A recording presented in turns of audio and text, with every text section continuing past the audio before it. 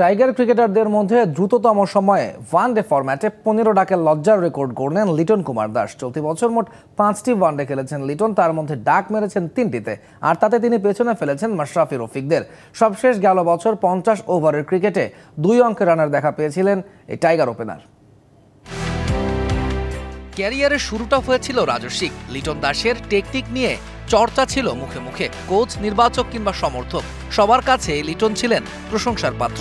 তবে সময় যত গড়িয়েছে ততই যেন অধারাবাহিকতার সংজ্ঞা লিখে গেছেন এই টাইগার ব্যাটার। 2024 সালটা দুঃস্বপ্নের মতোই কাটালেন লিটন দাস। বছরের শুরুতেই নতুন বলে ব্যর্থতার কারণে তাকে শ্রীলঙ্কা সিরিজের মাঝপথে ফিরিয়ে আনা হয়, পাঠানো হয় আবাহনীর হয়ে ঢাকা প্রিমিয়ার লিগে। সেখানেও লিটন খুব একটা ছন্দে ছিলেন না, ছন্দহীন সেই অবস্থাতেই শেষ করলেন বছরটা। All time Roma. Taste it, love it. ক্যারিবীয়দের মাটিতে আরও একবার ডাক মেরে ফিরতে হলো লিটন দাসকে। এবছর লিটন দাস খেলেছেন 5টা ওয়ানডে, যার মধ্যে 3টাতেই মেরেছেন ডাক। বাকি 2 ম্যাচের একটিতে করেছেন 2 রান, অন্যটিতে 4।